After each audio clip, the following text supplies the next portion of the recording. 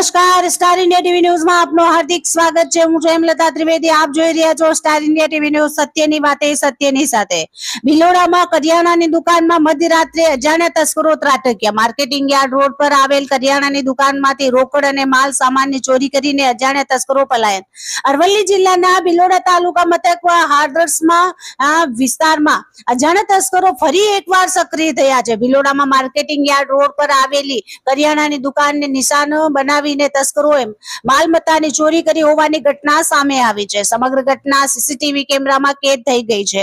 ચોરીના બનાવ સંદર્ભે મળતી માહિતી મુજબ ભિલોડામાં માર્કેટિંગ યાર્ડ રોડ પર આવેલ કરિયાણાની દુકાનના વેપારી રાજેશભાઈ ઇન્દ્રમલજી શર્માની ચામુંડા કિરાના સ્ટોર્સ નામની દુકાનમાં ગત મોડી રાત્રે અંધારાનો લાભ લઈ 3 જેટલા તસ્કરો ત્રાટક્યા હતા। તસ્કરોએ દુકાનનું શટર તોડી અંદર પ્રવેશ કર્યો હતો।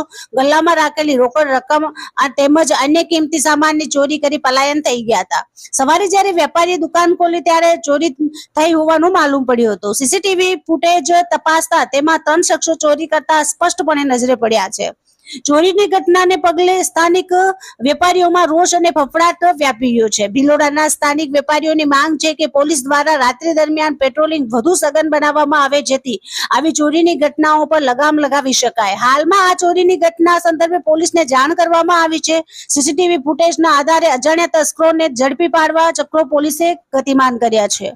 Star India TV news reporter જીત ત્રિવેદી, ભિલોડા, અરવલ્લી।